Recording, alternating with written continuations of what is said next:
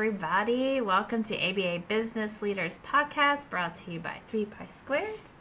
Yep. Today we have a very special guest, Alexandra Tomei. She's a BCBA, and she's joining us as part of our How Can We Help series. And so she is another one of the amazing BCBAs that we met at the CPABA conference. Yep. Our listeners, as they're listening, especially if they're listening in order, they'll be hearing like, oh, there's like 5 or 6 guests in a row you guys met at CPABA. It was a really great opportunity for connecting and networking, and met some really amazing people. And so we are bringing them on so we can continue these conversations for everybody. All right. Well, so Alexandra, tell us a little bit about yourself.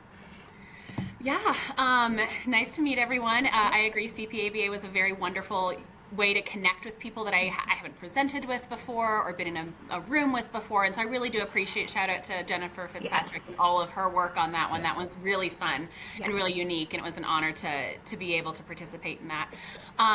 As you said, I'm a BCBA. I have been board certified either as a BCABA or a BCBA since 2012. So I've been around for over a decade and kind of doing this work for a while. I serve right now as the Director of Clinical Standards for BlueSprig. And in that role, I get to really dig deep on providing clinical supports to teams and create standards and standard operating procedures focused on our generally accepted standards of care for our entire organization. I also serve as the Professional Development Chair for Colorado Association of Behavior Analysis. And as we record this, we are less than a week out from our last conference. My back is still recovering and I am still catching up on sleep, but it was a wonderful time despite snowstorms and all sorts of craziness that made us pivot. So if you were at that conference, thank you so much for showing up, whether you were there in person or had to pivot and come hybrid. And then I also am part of a group called the Public Policy Posse. We do a lot of public policy advocating and training nationwide and through just all sorts of dissemination opportunities. And it's a real passion project of mine with that group. Excellent. Yes, we heard about that early 2 feet of snow that you guys got. It was crazy. It was. Yeah. We started calling it the conference of pivoting because it was just one thing after the. In the middle of the symposium, a fire alarm went off. Like it was just one thing after the next. So thank goodness for lessons in psychological flexibility. 100%. Yeah, that's we heard that from Meg Solomon as well. She was like. She talked about the fire alarm and all the things, right? Yep. So yeah, definitely. Because as we're up here in Canada, we were talking about the weather, and we had a whole thing yesterday with like needing to get our tires, winter tires on our car. Yep. And at the same time, we got a call from the school that our kid was sick, and then we were all pivoting around. And she was like, "This feels very familiar." and then we hear that you guys beat us to snow this year. So we did lots of snow. Yes, lots of snow. But it's all melting. It's 50 degrees. Going to be probably 60 by the afternoon at school pickup today. So that's wonderful. That's Colorado for you. It doesn't stick around like it does in Canada. Yeah. That's nice. Well, so I have a question. Is that okay? Okay. Yeah, so I was about to get started. Yeah. So being the Director of Clinical Standards, I'm curious how much pushback you get from BCBAs. Like, I assume that there's like a happy medium that may be very nuanced, and having standards for clinical care, and also being flexible enough to customize it and individualize it for the child. Yeah. And so I think like there's a lot, I feel like I get some pushback on standardization because now we're just going to be cookie cutter and everybody's going to get the same thing. And my thing is, no, you can still have standards and be flexible. So I'm just curious your take on that and how that works for your company. Yeah, that's a fantastic question. And I think what it really boils down to is there are standards that are hard and fast rules. You look at the model coverage policy, there are certain things we can and cannot do based on the CPT codes and the way they are defined. Those are hard and fast rules, and when someone wants to push back and say, well, I think I should be able to bill for documentation and do the 20 minutes of session note billable time at the end of a session, that's a hard and fast no. That's not me saying this is the best way to do it. That's the AMA and there are approved codes that. So there is the line where you have the hard and fast, and then you have some of that I wouldn't even call it gray area. I would just say colorful area where you have, this is the standard and the kind of typical way of doing it. This is maybe the way we've created within our organization to make it most efficient to build a treatment plan or to collect data. But regardless, within all of those standards, you need to individualize. And as long as you're not going outside of what we say are the generally accepted standards of care, so things like the CASP guidelines, the model coverage policy, things from APBA and our other national professional associations, there is a lot of room to get creative and colorful and be able to say, this is all well and good, and this gives me a framework. And within that framework, I get to play and individualize and pivot and do all these really cool things with this client and their family to individualize care. And that's really what I try and do when I write a standard operating procedure for a specific clinical procedure. It's about creating efficiency because you want to make it easier. That's a huge complaint is treatment plans take a ton of time, documentation takes a ton of time, all these assessments that the payer requires, it's just bogged down. We're bogged down with inefficient processes that we can't change. So how do I create efficiencies? And then how do I make sure that I have built a framework within my SOP that is aligned with the standard of care that still allows for individualization and play? So I think having those efficiencies and standardization processes in place can then maximize the billable hours that you have with your staff or your clients and the ability to train your staff. So you're not having to deal with so much paperwork because there is so much paperwork, right? Yeah. So what would you, one of the biggest focuses, well, I mean, I think we all have this in common, is like looking at quality, right? And how can we how can we provide quality services? And so that's a huge answer. And most people that I ask, they aren't able to answer it. And I mean, they have ideas, right? But they're like, I don't really know how to say, how to say that. But as far as like the what you provide and what you do you have like what's quality to you? And oh, that's a great question. It's a big one. It is a big question, and I think you come up against.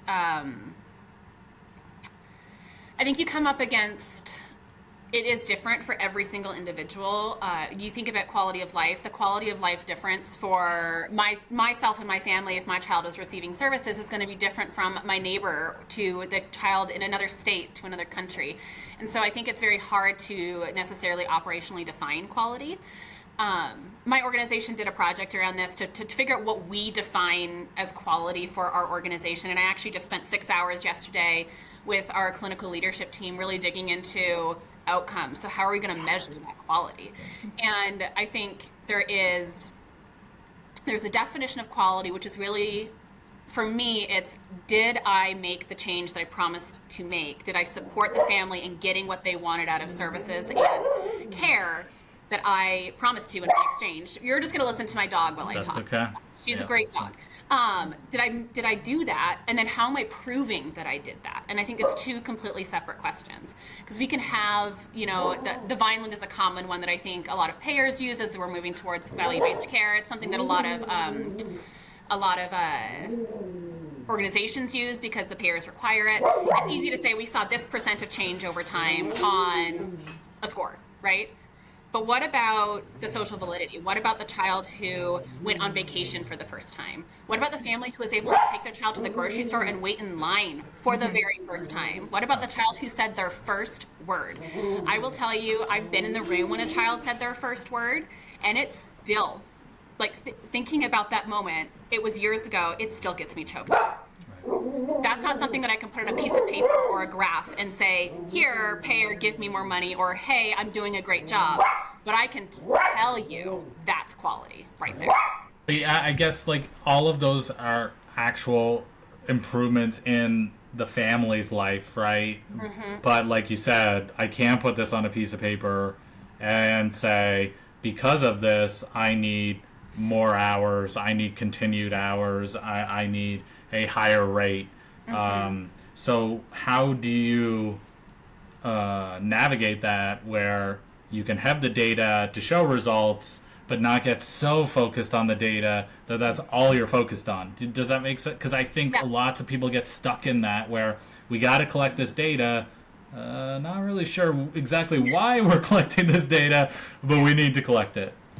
We're very very data-focused field. It's going to be hard to get out of that. That's one of the things I think we can really pride ourselves on compared to other social sciences, because we can say we have operationally defined something and we've taken data on it. I can show you in a very scientific way that this is when I made the change and this is the effect that it was. So I think it's something to pride ourselves on, that we do take data, but I think we always need to make sure we're taking good data. It's not garbage in, garbage out data that's going either into a treatment plan or into any organizational product that says we made X, Y, or Z outcome. And that's a consistent conversation, because it's going to vary depending on the size of your organization. It's going to vary depending on the demographic that you're serving. It's going to vary depending on I think about COVID, the outcomes that I might have measured in March to August of 2020 are different than the outcomes that I'm looking at now, because it was just a very different uphill battle to fight.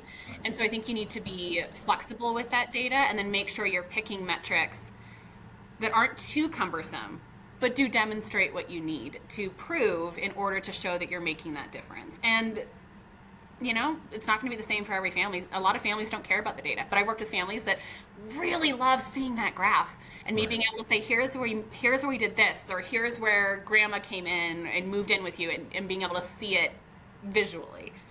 I don't know that it really answered your question, other than to say it's nuanced and it's different, and you just got to be flexible and creative. Yeah, I think like a lot of people want to tie incentives to outcomes, right? And I think like an easy one to kind of pick is like skill acquisition.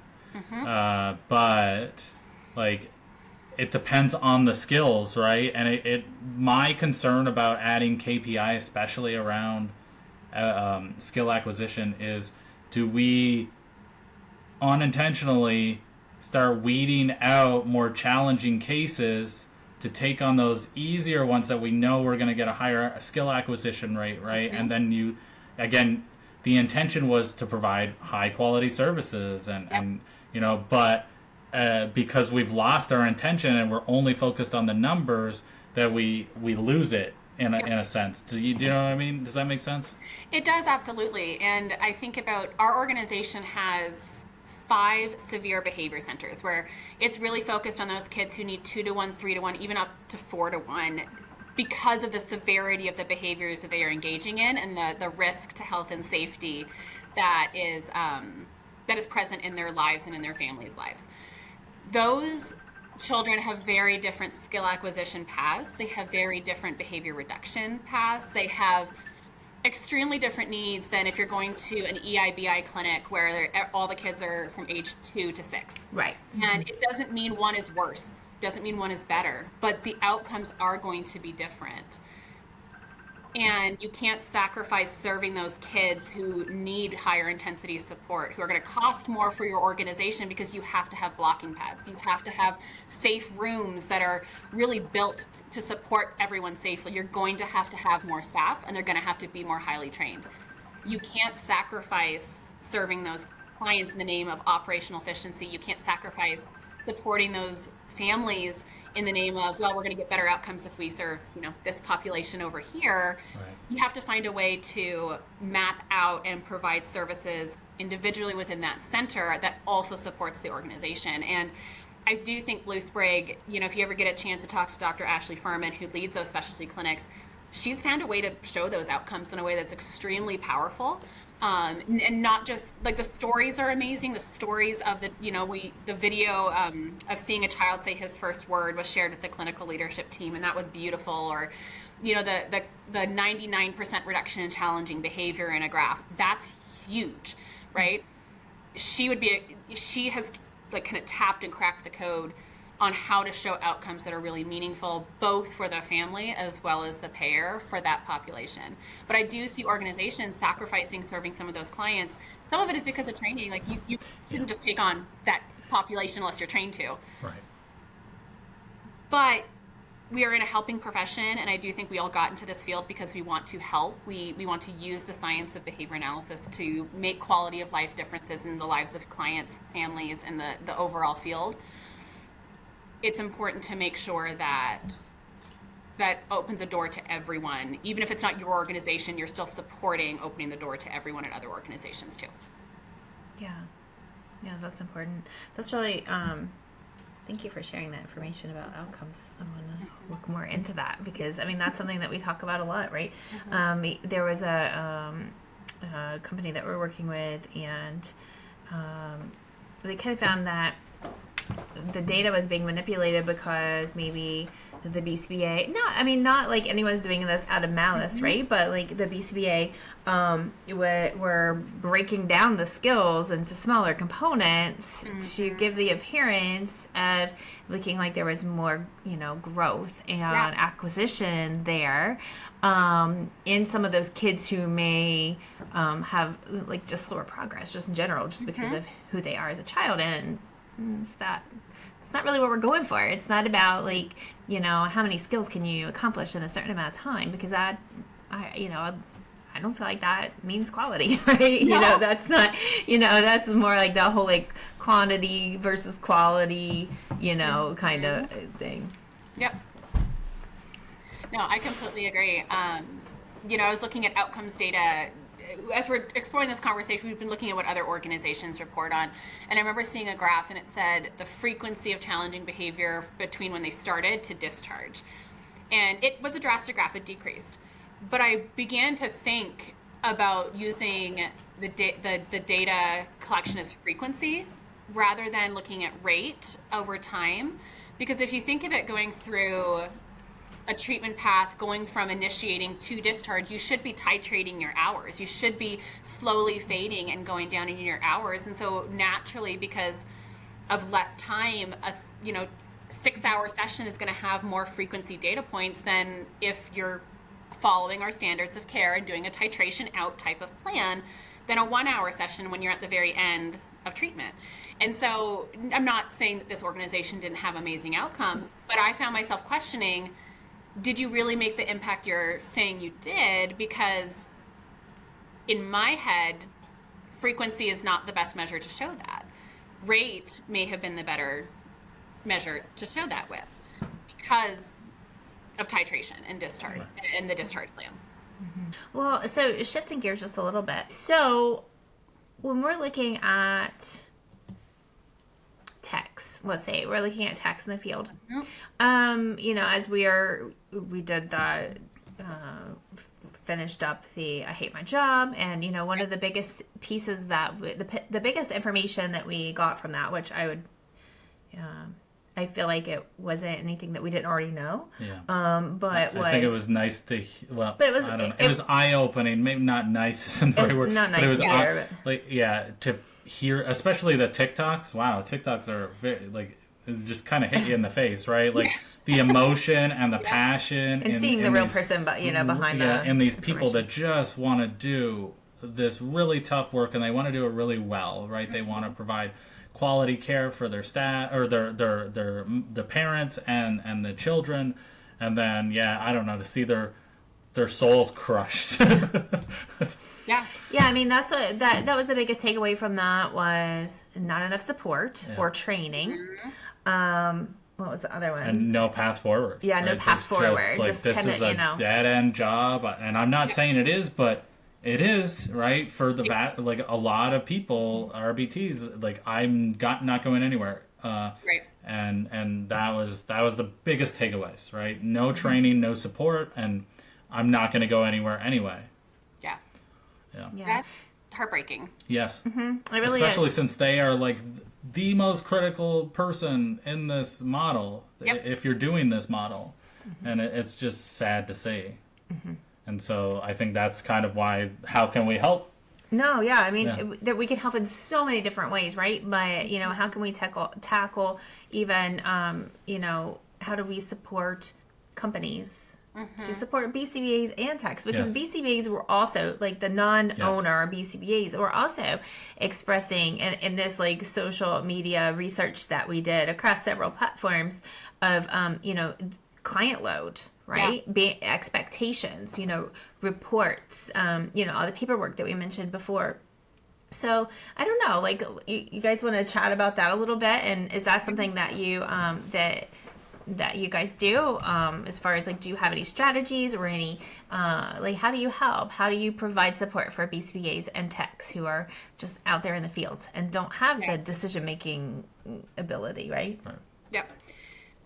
And I'll just put a disclaimer here. I by no means think we've cracked the code, but I do think there are some things that I can share that we do well and some areas we are attempting to hit that with, because I agree that the RBTs are they're frontline staff, and they're not frontline staff and like they're just kind of shifting through like they're assembly line workers. They are frontline staff, and that they are in the thick of it in a very hard job, doing the hard things day in day out, whether you're in a center or a school or in home.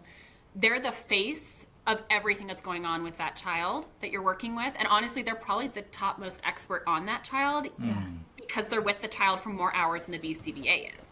And I know I'll say one thing, that because I don't want to put the onus completely on RBTs, but if you don't feel comfortable speaking up to your supervisors, asking, hey, I need this, or is there a path forward for me, it might not, with so much love and compassion, might not be the organization for you. Because we as BCBAs have a responsibility in our supervisory practices to make sure that we are meeting the needs in an individualized way, similar to making an individualized treatment plan for that client, of the technician or the intern or whoever it is that we are supervising and responsible for. And so have the courage to speak up for what you need. My organization does monthly center slide decks, so every single center gets the exact same information. And this summer we had a group of people role model how to have this conversation. So we had someone play the technician, someone play the BCBA, and then we had kind of this third party narrator over top kind of explaining, and we tied it to the ethical code. And it was all these different shiny things, But we want to give people the tools to say, hey, supervisor, I need this. And that could be, I need in the moment feedback. It could be, it makes me really nervous when you tell me something in the moment. Can we schedule 15 minutes of admin time after every supervision session so we can go over this? It could be, I need more frequent supervision, or it might be, I need less supervision on this case that you're seeing me a lot on. I feel really good over here. This is actually the case that I need support with. And then we as behavior analysts and as the supervisors of cases and as the leaders in organizations have a responsibility, I think, to make that happen. And it might come at the cost of some 5 hours or shifting and being flexible in those supervision hours. But if you want to support retention, if you want to support happy people working at your organization, sometimes it comes at sacrifice of some of that admin time too. And then the other way, RBTs, the typical path we think of is you're going to become a BCBA.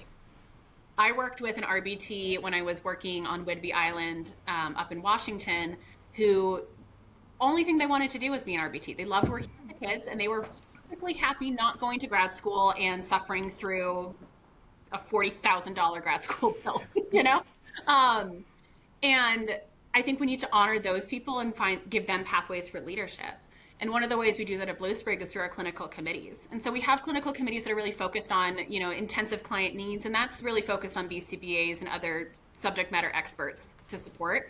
But we have an ethics committee. Our ethics committee, we ask RBTs to come and join. And it's because there's a unique perspective, being the frontline person on the field, that you can bring to an ethical dilemma when someone comes and says, well, I'm confused about this dual relationship. How do I proceed? Having that RBT who is truly living this, help provide advice to another RBT, really makes a huge difference. And it's peer-to-peer, and that's a leadership opportunity. That's an opportunity for that person to rise up because they're ready for it, and it gives them that path. We have a couple other committees that RBTs serve on as well, and I pulled them in when I was looking at RBT supervision processes. I only spoke to RBTs for about a week and a half. I talked to BCBAs later, but I took a week and a half just to talk to RBTs and ask, okay, what works about this documentation? What doesn't work?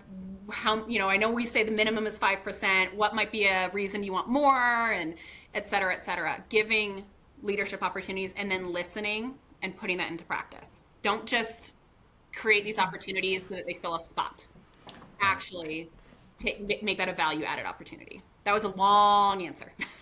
No, it's beautiful. I love all of those things. And the more agencies that we're, another shout out to Jennifer Fitzpatrick. I mean, that was one of the things that really reignited the flame a little bit for me, is because we do work with a lot of startups. And a lot of these startups are, okay, I want to do it differently. I can't continue to work for other people. That I can't continue to work for these bad companies. And I want to make a difference. I want to do it differently. And so we support them on how, all the steps on how to do it so that you don't find yourself falling into the company that you left. Footsteps, yeah. But it can get kind of like heavy, right? Yeah. And it's like, gosh, like our feel, like what's going on here, right? Is no one doing it like with compassion and care for their people that not even like working at our clients, but like your staff, like what happened to like just being kind and compassionate and caring to your staff? Now, yes, boundaries, yes, rules, yes, ethics, but you can have both can be true. And so as we're talking with a lot of the connections that we made at the conference, and that was one of the biggest takeaways that I got from most of the panels that we were in, whether we were part of it or moderating it, was this underlying hope, I guess, of hey, we're doing this. Yeah, it's not perfect. No, we're not. We're trying to improve, right? We try it, doesn't work. We try something else. But the fact that the care for the staff, that they're not just bodies, because I believe that was not just one, but multiple. No, it was multiple. And it wasn't just BTs, it was BCBAs as well, feeling like they were just warm bodies to bill. Yeah, they were the revenue stream. Yeah. Exactly. And that was it. Yeah. Exactly. And so what, like, I'm trying to think of how to ask this question. So I'm just going to like state it kind of. Sounds good. Like, what's your take, or what do you have to say about billables? How, billables, yes, we have to make our money. I mean, billables are important, and not only billables are important because of the money, but it's also like these are the hours that have been clinically recommended for this child. So we do need to make sure we're doing everything we can to fulfill maximize that, like clinically, right, for like best practices. But I don't know. Can you speak on the whole like billables, like staff feeling like they're just there to bill money versus like being there as a community to help serve? Yeah. I think a lot of that is about the communication and how you disseminate that downward. I mean, yes, billables matter. I need to keep the lights on. I need to be able to run payroll. I need to be able to pay taxes on the building and pay the rent. And there is an ugly side to all of, I would say ugly from, it's not the compassionate, it's not the client outcomes, it's not the fun things, right? But there's an ugly side. There's a nitty gritty side to all of that. But if that's the only thing you're communicating to your technicians and your BCBAs, of course they're just going to feel like a revenue stream. Of course they're just going to feel like they're there to bill a certain set of hours to make you money so that you can do X, Y, and Z and move on. While that's important, you also need to highlight, like you said, the medical necessity side of this. The hours that we request to make the progress that we say we're going to make when we put a goal in place for a client matter. And this is coming up a lot right now. I don't know if you've heard of any of the articles that are out there that saying intensity does not matter, and the kind of fight that's going on in the literature right now. Yes. I love a good academic fight. It's kind of our WWE, right? Yes, totally. But like there's argument in the literature because people are saying treatment intensity doesn't matter, but they're not behavior analysts who are saying this, and behavior analysts are coming back and saying, actually, we have 40 years of research that says the intensity and the dosage and what we provide does matter. And it makes these differences in all these different metrics. Like, take quality of life stories out of it. We've seen IQ differences, autism severity score differences. We've seen the reduction of challenging behavior. There's all these other things that we can physically measure in a number, right? I would always have the conversations with my technicians about this goal is going to take about this many hours based on this child's rate of learning in order for this child to be successful. And then there's the maintenance and all of that afterwards. I don't prescribe this number of hours as a BCBA because I want to make 30 hours of billable time back per week. I prescribe this many hours because this is what the child needs in order to progress, whether it's we're in a skill acquisition phase, a reduction of challenging behavior phase, or we're in a maintenance phase. And I'm asking you as the technician, or when I was supervising BCBAs, I'm asking you as the BCBA to take that seriously because if I don't make the quality of life differences that I said I would by using the time that I said I would, that time can be taken away. And at that point, I don't care operationally, personally. Again, I'm not a business owner right now, so I can say that. Right. But I don't care operationally about that. I care that we didn't use our full dosage that I recommended for that client, and now the payer has reduced it by 10 hours because they said you didn't use it. That's 10 hours possibly of time that child is going to lose in windows of opportunity. I mean, you think EIBI, that is that most plastic brain where we can teach all these things, and it's in theory easiest to teach during that time. I lose 10 hours a week, that child loses 10 hours of potential progress. Right. So when I look at the billable time, yes, there's an operational component, but I really care much more about, are we using what we said was medically necessary such that child can make the quality of life differences in their life that we, when we sat down to write the treatment plan, agreed to make. And then bring the technician into the treatment planning. Talk to the technician about these skills seem to be going really fast. Do you feel like that's accurate? Do you feel like the child actually has it down because the data says this? And what do you think might be a next goal? You know, you talk to mom because you're doing it in a home session. What is mom kind of whispering to you and overhearing that I may not be hearing because I'm only here once a week? Bring the technician into the treatment planning and the conversation. And I've seen a lot more, I don't know, buy-in sounds like a used car salesman, but they enroll and they're more empowered to engage in that billable time, because it's truly not just about bringing the money in. It's about, how am I using the time for that child? Yes. And I care about the goals at that point. Yes, I love that. And the communication piece. And I think that's another way for techs, for BCBAs, for everyone involved to feel like a valued member of the team, right? Yep. They're not just the person doing, being told what to do and doing all the things, but they have a say, because they should. Yeah. I mean, I think I did 90% of my career in home, so I am very well versed in home. That technician who is in the home, I guarantee you, every single one of my technicians knew that family dynamic better than I did. Mm-hmm. And it didn't matter if I was on the phone with the parent on a regular basis. It didn't matter if I was in the home 2 or 3 times a week. They were there for the majority of the time. Thus, they are the expert on the client. Yeah, even just the fact of them being there for the most part, right? And so, like, everyone kind of, their guard falls away a little. And then when the BCBA, who is not coming as often, things change a little bit. Even something as subtle as that, right? Yeah. Yep. No, the family would clean for me. They would not clean for their technician. Exactly. Little nuances. Exactly. 100%. I'm curious what you think, because out of this series, I Hate My Job series, I came out of this that BCBAs and RBTs, before they go to their, hopefully they find a great company and they never leave, right? But before they go to the next company, I would highly recommend that they have that line in the sand. This is a line that I will never pass, right? Like, whether that be, I will always provide supervision to my staff. I will not take on X amount of billable hours just because the company says. But is there some help that you could maybe suggest for these young people coming into this field? Because it is a newer field, and there are a lot of inexperienced BCBAs and techs that, they didn't even know what ABA was on Monday, and now they're in a house on Friday, right? What would you suggest to them if they're listening to this for that? My biggest suggestion is not always feasible, but can you actually just do your interview in the center? Can you go to the location? Can you go and observe a session? Can you talk to another person who works there? I mean, you can't, in a home-based or a school-based setting, you can't necessarily go in. There's different permissions there. But can you talk to one of the technicians who works there and have just a frank conversation?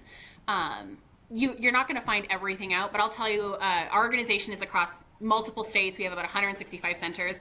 I can walk into a center, and within about 10 minutes, there's a vibe. It's not behavioral, right? It's not necessarily our science, but there's a vibe when I walk in, and I can get the culture feeling pretty quickly. Is there a way that you, when you're interviewing for these organizations, because you can read the website, the recruiter's going to tell you all the wonderful things that you get. You can ask all the questions and you'll have the answers. How can you physically walk in and just get that, I don't know, it seems fluffy, but get the vibe, because Yeah, totally. that's your gut, right? Like if you walk in and it feels icky and everyone's frowning and there's no laughter from the children in the hallway, I don't know that I'd want to work there. Right. You know, but if you're hearing laughter in the hallway, even if there's, you know, a challenging behavior, you hear something going down the hall, but there's laughter in another room, or you see people hollering, hey, I need help, and all of a sudden 4 people are running down to help because, you know, it's a very collaborative culture, I'd want to work there. Right. So that would be my biggest suggestion. Is there a way for me to either physically interview in the center so you can walk into the building and get the vibe, maybe observe something, or if that's not possible because of all the different reasons, I'm not going to get into the legalese of any of that, to talk to someone who works there right now and ask frank questions. Yeah, part of our hiring process was we would bring the BCBAs in to hire, but we'd also bring techs in, and then we directors would just leave and let them have the conversation and trust that our staff was giving them accurate information, right? Yeah. I think that's important to have those talks where they can just say, hey, what do you do on a day? Like, how does this even work? Yeah, I think that was one of the best things we did, was start including techs in the like interview process. We tried to at least have one tech there at all times. It didn't necessarily be, wasn't like the same one, and it was different levels of like seniority or whatever, but they asked some of the best questions, and they were able to give it, even especially when we were hiring BCBAs. Yeah, absolutely. Yeah, Our I techs love helped us. having techs interview BCBAs. That is very eye-opening, right? Yeah. Like, what do they respond as, how dare you ask me a question, or do they, what a great question. Those are 2 different BCBAs, right? And hey, maybe you need that how dare you ask that question BCBA somewhere. Maybe they're a great fit somewhere, but that wasn't our culture, right? And so Yep. Yeah. I think it's incredibly valuable, and I encouraging them to be honest too, because it's if you as a business owner, you're their boss's boss's boss, you know, you're asking them to go into and possibly sell the organization because you want to hire this person. Make sure they know that they can be honest with that person. You obviously don't want them to trash your organization, but they can be honest. And I remember I was touring some centers and I asked for some time, not an employment conversation, but can I just talk to some RBTs? And I got to have frank conversations, and it cracked me up. And one of them was like, you know what? I hate this like stupid t-shirt thing. Like the t-shirt you have to wear, it's really driving me nuts. You know, and I was like, you know what? One, you're willing to tell me that. You've met me for the first time, and I'm in a leadership position. You're willing to tell me that. So that speaks volumes of the culture in this place. Right. But also, too, if that's the only thing you're going to complain about, there's something really good going on in this organization, that you're complaining about a t-shirt you got for free that you have to wear because of whatever the reason was. Right, you know? right. So encouraging people to be honest, that there'll be no repercussions, and you'd be amazed at what people do complain about, because that's good information to know that t-shirt was maybe a breaking point for that person. It wasn't. It was just an off-the-cuff type of complaint. Sure. But you as a business owner might get incredibly valuable information as well. 100%. Mm-hmm. Yeah. 100%. I totally agree with that. Like, having those open, having the ability to have a culture where people feel trusted enough to give critical feedback, and that you will accept it in the appropriate manner, I think is great, right? I always looked at it like my only job is to remove barriers from your day, right? The more barriers I can remove from your day, the better off I am. So that was kind of how I looked at it from the operations side. Yeah, I mean, here, like, we're like 3-5 Square ABA business leaders. It's like when we're talking to a lot of other people in the community and the people that we provide, consults for, it's like, how can we help?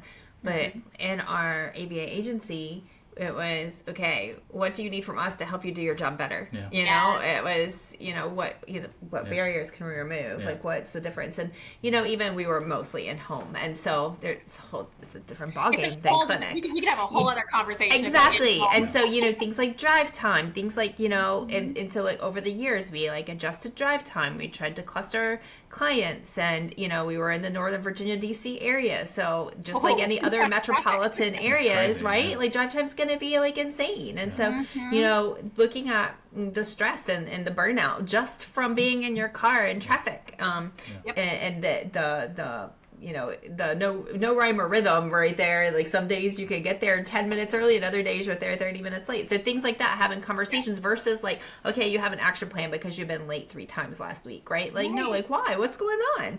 And then, especially some newer people in the field may not even think to come to us and say, hey, the traffic's really bad on that road at that time of day. Is there something we can do? How can we can we move something around to make this work, right?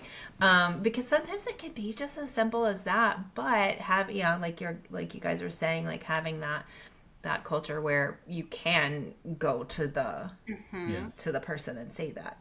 But I think there is yesterday when we were talking about that conversation with Meg, we talked about how there is that like I can't remember the term for it, but like how, you're less likely to go to a supervisor to say something like that, no matter what kind of open culture it is. Yeah. So in those like smaller companies where there aren't that many levels, I don't know, like, what do you think? Is it easier for people to go to like their boss, or is it even more difficult because they don't have the different channels? Like, I wonder what small business owners can do. I this is something like when I went from like an engineer that was just doing my day-to-day job to actually hiring, and it's how quickly you forget how intimidating going to a supervisor or doing that interview can be, right? Just on the opposite side of that table, how different and awkward and weird like it feels to be in that room. So I think. And, another area with us, which we tried our best to kind of disconnect, was we're married. So you're coming to the ops manager to complain about the director of clinical services. You think we're not going to talk about this, right? Like, of course we're going to. So, like, that piece of it, right? So kind of shutting it up, that was really hard. So, I think it can be a little bit more awkward probably to have those conversations with smaller, that'd be my opinion.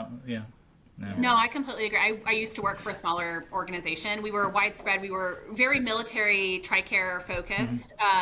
Most of the people who were clinic owners in the organization, clinical leaders were military spouses, and so that's where the clinics popped up. And so I think people who aren't as direct. I know I've been told I'm a very direct personality. I had no problem calling the CEO and saying, "Hey, Jeff, what's going on?" And my boss now, who's the chief clinical officer, will tell you I have no problem shooting her a text message or in our one-on-one saying, "So this." I think I have a responsibility on the other side of that, being someone who does feel comfortable speaking to leadership, speaking in leadership, to create that and create those opportunities. And so in the smaller organizations, I think it's not so much about eliminating the fear. It's more about supporting and modeling and creating multiple opportunities, and then making sure it goes the way you and your organization want it to go, because people are watching. You're going to have, the shy, quiet RBT over to the side who's maybe has 14 different complaints but feels really unsure about how to access them. And you're going to have someone more like me who's very direct and who's going to, in the staff meeting, say, "Hey, like, actually I have a problem with this. Like, the traffic on this road is really awful. It's taking me 45 minutes most days, and I just don't have enough podcasts to listen to get me through," et cetera, et cetera. How you respond to that person is going to maybe give the person who's just on the sidelines listening the courage to eventually speak up. And then also on the flip side, you also have a responsibility, in particular when you're a smaller organization, because you get to know your people more, to find ways to call that person out. And not like in a big group meeting, but if Joe Smith over here is relatively shy, and I've noticed this, and they never speak up, but I'm paying attention, so I can see maybe there's some wheels turning. Maybe I can just take him out for a casual coffee, get him out of the center location. We're going to have our one-on-one at a coffee shop. I'm going to buy you coffee and make it safe to speak up. And they may take advantage of it or not, but I bet you they're going to feel valued, that you value their opinion even if they don't share it, because you took the time to see them and make a space for them. Yeah, I think that's really great. One of the things that, as we're talking, I'm also like in my brain in the background is like running like what the listener may be thinking when they're, like all the different scenarios. And so one of the biggest things that we hear, and I get it, is money. They're like, okay, well, it costs money for training. It costs money to have like a one-on-one with somebody. It costs money to have admin time after a session to discuss. Like, we got to do that in the, like, it costs money. Like, we can't bill for that, but we can't bill for that. And it's like that very black and white, like, not for everybody, not for everybody, but would you say a large percentage? And this is kind of where I was, because I want to talk about the public policy stuff. I'm very curious about that. But there's just, I say this all the time, but there's so many incentives to do the least amount of training, to have the most inexperienced staff. So that way you can maximize your profitability. And because the rates are so terrible, right?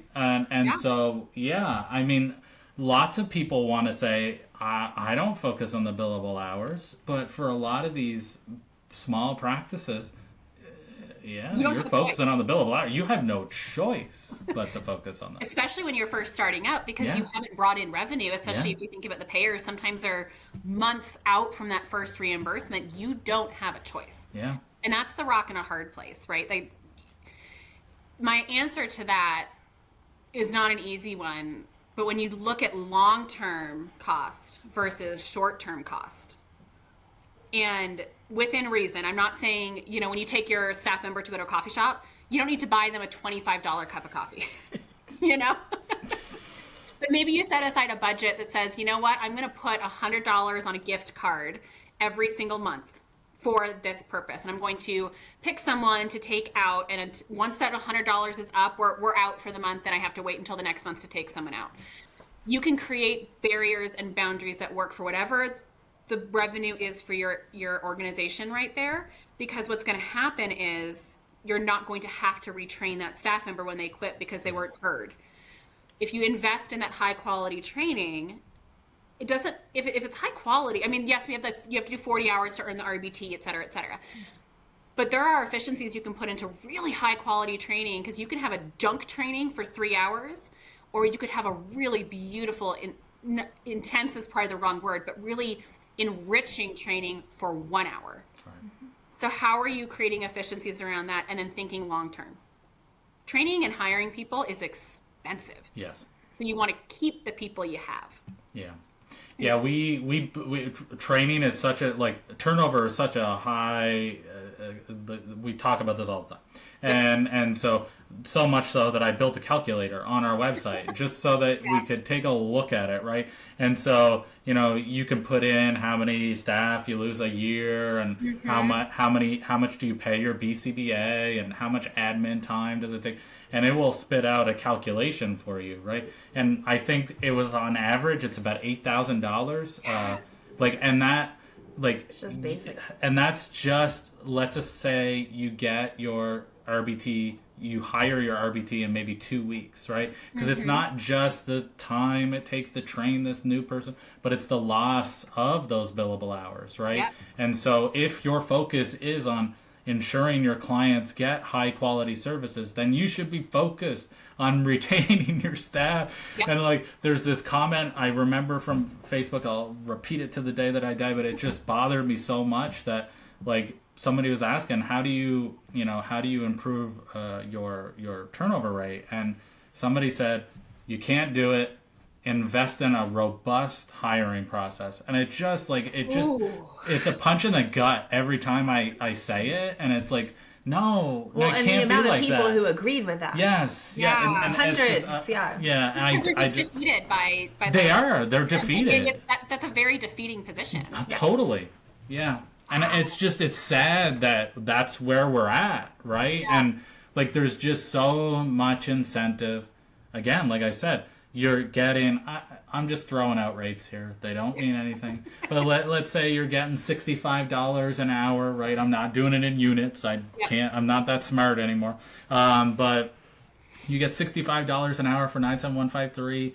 You pay your RBT $27 an hour. You have professional liability insurance on top of that, practice management. Yep. Maybe you're doing in-home, so you only have to worry about mileage reimbursements. You don't have your overhead of your... But this starts to add up very quickly. And then, okay, the cost of living went up, 15% over the last 2 years? Inflation's better now, so it's not a big. It's the anyways.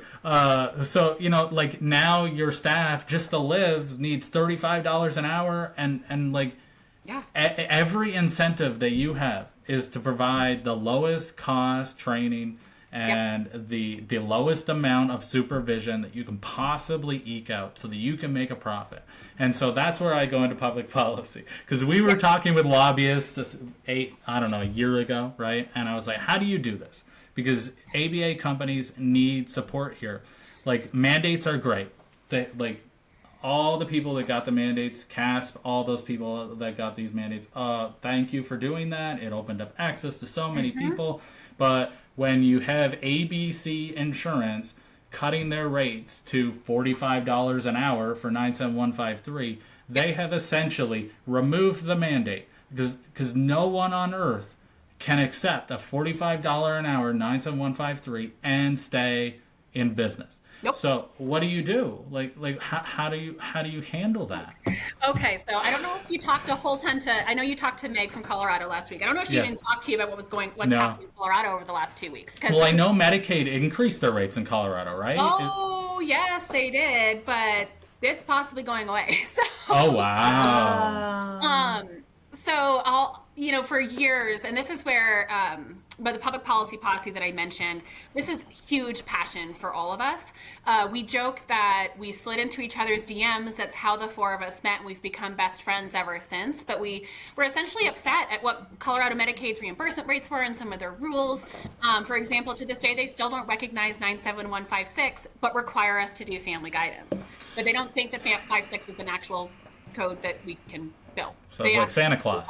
Yeah, they asked us to do 97155 to do family guidance. And going back to the beginning when I started talking, that is not the spirit of the code. That is not what the code is defined as. And so you're asking us to do something unethical, right? Right. So all that aside, I think at this point, as of today, 18 organizations shuttered their doors in Colorado. But I think when we got the rate increase, it was 14 or 15.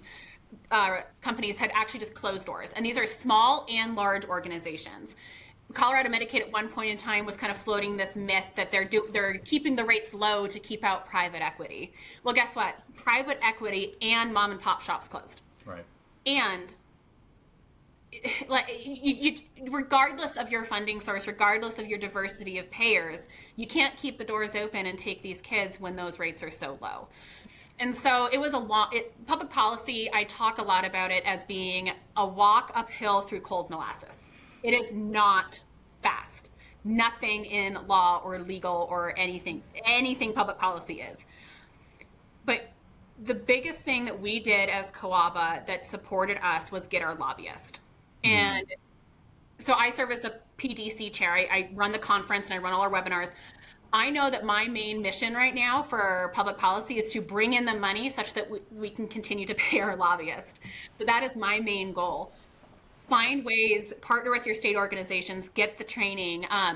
The public policy posse that I spoke about, we wrote a paper that was published in November of last year, and it's called Why Public Policy Matters. It's a call to action for the everyday behavior analyst. It outlines things that behavior analysts can do who might be passionate about this. You don't have to be a public policy expert. You don't have to be a business owner. These are things that you can do in your day-to-day work that support public policy efforts. We talk about documentation. I wrote that section where what you put in your documentation does impact public policy, because payers are looking at your documentation and auditing those to determine what rates they're going to give and whether your services are effective. So that is something that even if you're not the one giving testimony on the Hill, that's a way you can make an impact. So I would point people towards that paper, and I'm happy to send you guys a copy of that later. Because we do feel very passionately that you don't have to be an expert in public policy to get involved. But fast forward to 2 weeks ago, we met with HCPF, which is Healthcare Department of Policy and Financing. It sounds like a Pokemon every time I say it. But we met with HCPF, and because of other budget decreases statewide, we're looking at potentially as much as a 20% decrease on some of our codes starting in 2025. So all the success we had with getting that rate increase, it's not even, it feels targeted in some ways, of course, but it's not even necessarily targeted, but it's going to impact. And when you've already had 18 companies close and network adequacy is awful, and in the state of Colorado, we have that mountain range in the middle of our state. So Denver metro area is not great, but you go anywhere rural in Colorado and there's no one. Like all those companies can't sustain themselves, and so there's no access to care for those families. We're looking at another crisis at this point. And it's very scary. It's going to require a lot of work, and we have a call to action that we sent out to our membership. We're working with Dan Unum from the Autism Legal Resource Center. We have Emma Hudson, who is our lobbyist, and we're polishing off the testimony that we had all been given. I mean, it's a lot of time. I spent this spring, in order to enact Medicaid change with COABA, I spent about 4 to 8 hours a week, volunteer time in meetings with the state agency, the HCPF State Agency of Policy and Financing, just talking to them about what providers need. That's what it feels like. And we're just on like the second release right now, meeting where they're saying, here's what we listened to. It takes time. It takes so much time, and you need to document. We have a group called the Mathletes who looked at all the rates and took things like business overhead. So what does it cost to, in Colorado area, in rural and in Denver metro, to keep a building open? Right. When we have Starbucks across the street that is paying $25 an hour, but we're being reimbursed at $30 an hour, how in the world are we supposed to compete when we're asking technicians to do really hard jobs? Yes. Really hard jobs, to get on the floor, work with kids, potentially deal with bodily fluids or aggressive behavior. And I could make more with likely better benefits, because Starbucks has great benefits. Yeah. Making coffee. Yeah. I love coffee. To me, it's a no-brainer. Yeah. So how are we going to keep these people in the building? And so those Mathletes created these beautiful diagrams and math and spreadsheets and did statistical analyses on them to prove to the state, this is why we're asking. We're not money grubbing. Right. This is why we're asking for this. Right. And this is the impact on the kids. There's tons of research, which I'm sure you're aware of, about the long-term impact of services on a child's life. The reduction of cost to the state and to the family by getting these services. Yeah. Is that long-term versus short-term again? Yeah. That's what blows my mind. Yeah. Because even if you are looking at the money and the numbers, like, it seems so easy, right? Yeah. Yeah. Yeah. I mean, it's just invest. Yeah. Yeah. And so, like, because what I have been urging people to do is, obviously you got to rate negotiate, right? And you have to do your best to rate negotiate. But regardless of the size of the company that you're in, whether it be thousands of employees or 5, your leverage is very little. But you should still use it. And then I say, reach out to those state organizations and tell them, thank you for the mandate, but now you got to get me a rate that I can actually function at. So, like, is there anything? I know you're going to send us that paper. I appreciate that. But is there anything else, like a business owner or a BCBA can do to help move this? Because they're just like, I get like these, like, we help with rate negotiation, and this isn't meant to be a sale, but it is. And this was one of the last things that I added as a service, because it makes me feel sick to my stomach that I may ask somebody for money and then they get no rate increase, right? And it's just like, I don't want to provide a service that I cannot guarantee results, but I cannot guarantee results here, right? Like, we were working with one company in Texas. They were basically, I think they were like zip codes next to each other. They were basically the same size. And we were able to get a 20% increase with one and nothing with the other. And it's like, why? Right? Why? Yeah, why? It makes no sense. Yeah, it makes no sense. But what can you do with a 20% increase, right? Like, oh, I might be able to give my tech a vacation day. Well, yeah, right? Like, it's like, you know, it's such an important thing to get. And so, like, is there anything else that, how we push for better rates? Because, you know, it's frustrating, and this will be, and then I'll let you talk. But like, you see this you see this in the news every once in a while, where some random person went to the ER because they, you know, I don't know, they broke a finger or something, and then they saw an out-of-network doctor while they were there, and so now it's an $80,000 bill for that 3 hours that they were at, and it's like, dude, like we could take care of a whole child for a year on that, right? Like, and you're cutting our rates, and you're not worrying about that guy, right? Or like the opioid epidemic they have all the prescriptions you need. Like, we're paying the wrong people, right? And it's just so disheartening for so many well-meaning people to just want to do the right thing and then get stuck with these terrible rates and not be able to train their staff, right? Yeah. I don't know. And so that leaves me disappointed. Yeah, I was going to say, that sounds very discouraging. And it is. And I really do mean, like, it sounds like a funny analogy, but it's uphill in cold molasses. You're not going to have big wins. It's each teensy-tiny, hard-fought step is a win. So you need to have some perseverance, and you need to be very resilient to get in the fight this way. I think the things that I would recommend for business owners, whether you're big or small, are kind of twofold. And the first is, you can negotiate your rates with your private payers, but they're looking to the state Medicaid agency, and in America, they're looking to TRICARE. They are looking for what those policies are, and those aren't negotiable rates. Those are just, it's set by the state. So getting involved in those conversations, and if you can get that needle to move, you do have a little bit more leverage in the conversations with your own organizational data for the private payers. And know that the state Medicaid agencies, like they're not like in like it's not like a mob type of thing in the back room. We're like, ooh, how can we, screw over the providers?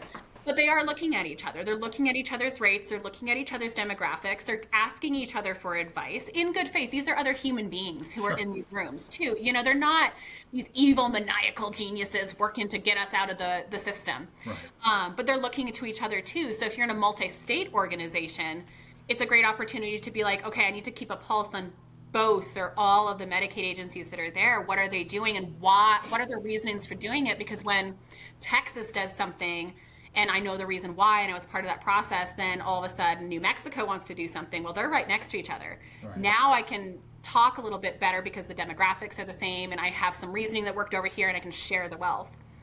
And then the other thing that I would say, oh my goodness, it left my brain. Oh, it was good. It was good.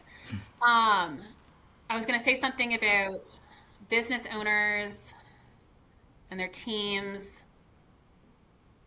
not the numbers. I don't know. It'll come to me. But I was going to think something else. Well, while you're thinking about that, the other thing that I saw recently, and again, I'm not trying to bash accreditation because I 100% think third-party accreditation is really important. Mm-hmm. I think external auditing and getting an outside perspective of what you're doing right, where you could improve is really important. But with, I think it's Mass Health in next year requiring, or 2027 maybe, requiring clinics to be accredited, and then 2028 small in-home agencies. Like me being the policy person that I am, right? Like, I love procedures. This is what I do. Yep. But at the same time, I'm very concerned that this is turning into a tax for smaller agencies, where larger agencies, they'll pay for this. They don't care. But smaller agencies, that's a lot of money that I have to get accredited. And every time I grow, I have to pay more. And so is it really going to improve outcome? And one thing, as I was an internal auditor, and we had the last place I worked for was huge, right?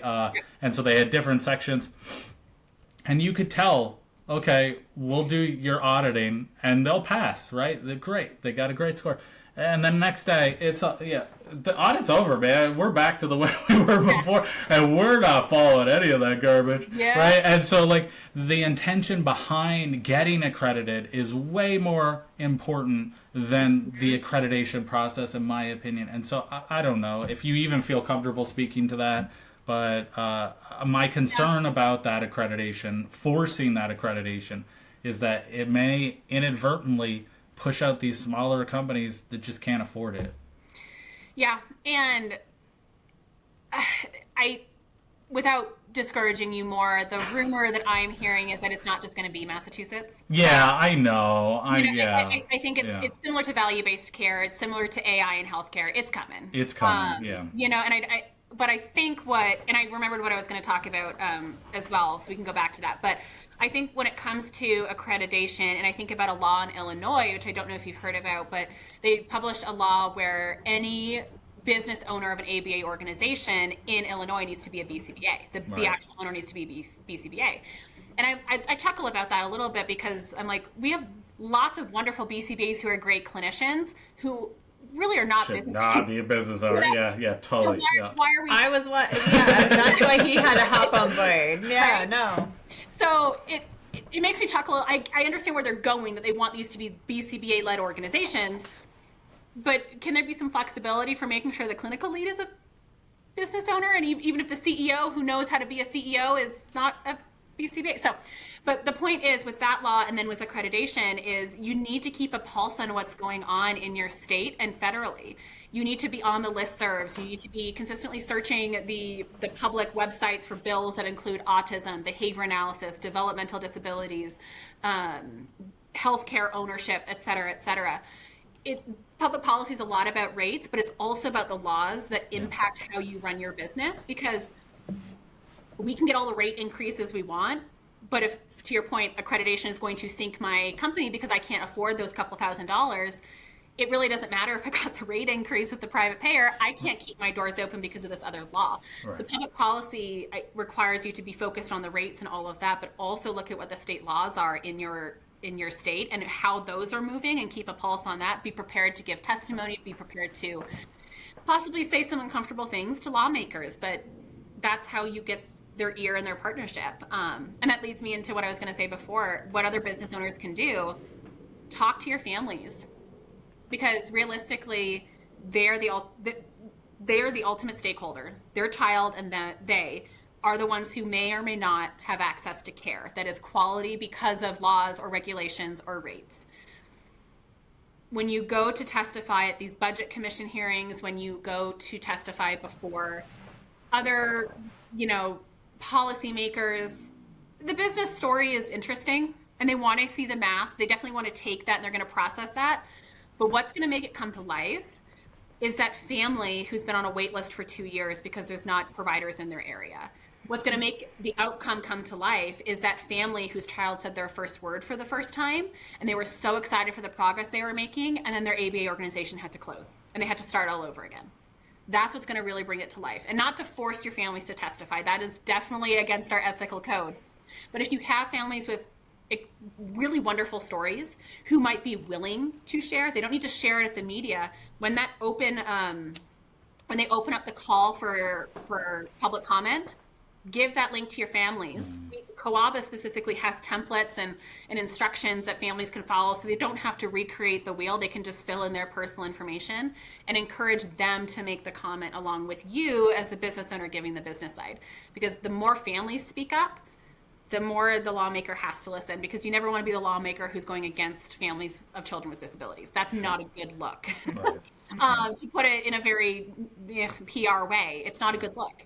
So if you have these stories like, oh, that's who I'm making a law and that's how it's going to impact, all of a sudden you have that emotional thing turning, and they kind of can't ignore it anymore, because it's not just about a number. It's about this family and what they can access, and this person who resides in the district that you are supposed to be leading and supporting. Right. Are other states kind of reaching out to how you did it in Colorado and saying, hey, I see you moved the needle, can we get support? Mm-hmm. Yep. We've talked to a bunch of other states. We also learned from a bunch of other states on how to do this as well. We have we kind of call it a collaborative, where we have this meeting about once a month, where just people who have interest in public policy from other state organizations, it's informal like this podcast is, where we jump on and we just talk about what's going on.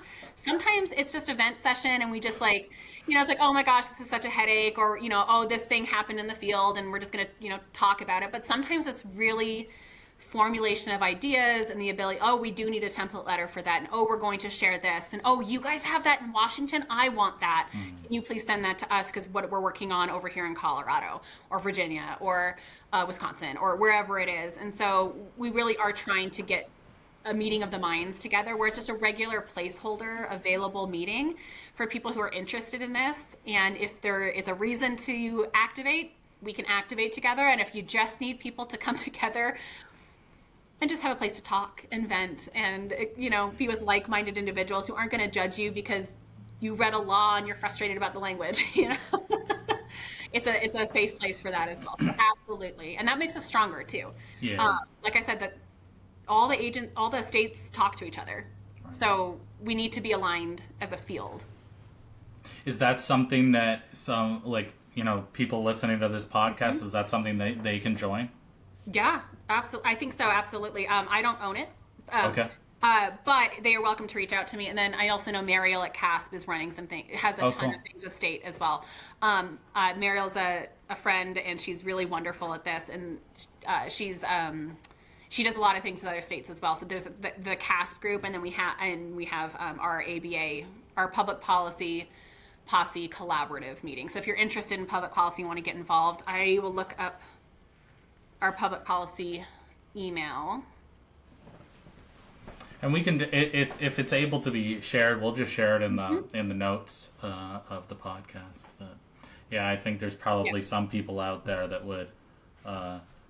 It's not happening here. I'm not doing that. No, you're fine. You're totally fine. Yeah, I'm fine. It takes a special person. Good luck, whoever does it. Yeah. I'm glad that you were doing it, but man, I don't. We're kind of taking the position of we're getting the information out there, and we're helping to like collaborate with the people and getting everyone connected. But I'm happy to share the Gmail, awesome. And that would be the best way to. Very cool. To get access. So it's pubpaulposse@gmail.com, and I will send it to you guys if you have show notes. Awesome. That you put it in. That's great. Perfect. Cool. Perfect.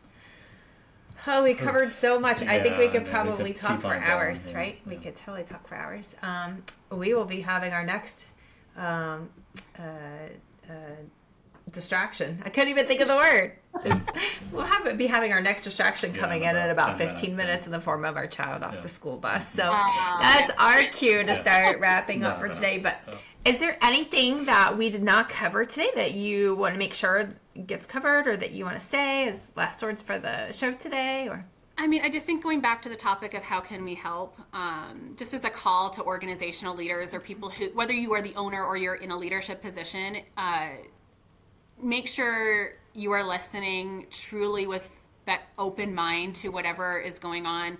I know you often have things that are coming at you from 14 different directions, and it can feel frustrating sometimes to hear the same complaint over and over and over again. But if you're hearing the same complaint or concern over and over and over again, there's probably a reason. Yeah. And if it's something you can change, it might not be something you can change quickly, but you have a responsibility to say, okay, well, I thought this was going to be the best process, and be humble enough to say, I'm wrong. And then do what you need to do to pivot at that point. And then communicate that process. Otherwise, you're going to lose people because they thought they didn't hear you. So being able to say, hey, I heard you. I can't fix this for another couple months because of whatever, but I'm going to validate what you said. I heard you. And we're going to take this lift off of you, or we're going to make sure that we solve this problem for you. Don't be afraid to be humble that way. One of my company's values is ask why and why not.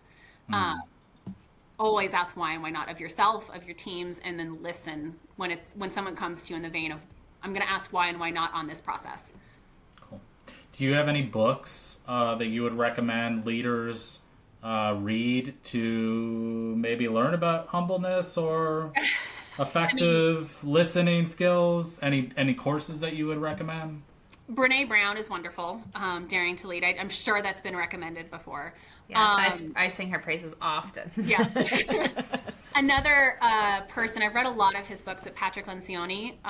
He has a very unique writing style. It's extremely easy to listen and to either listen to, but also read. He does things in terms of fables where he's giving stories and lessons for organizations.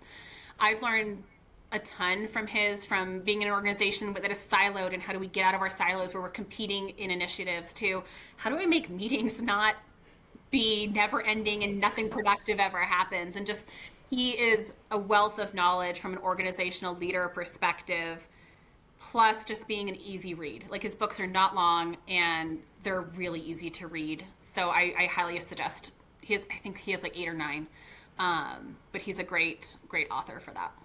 Yeah, we need to get his books on our list. We've heard from several people now that those are a good series to read, a good author to read from.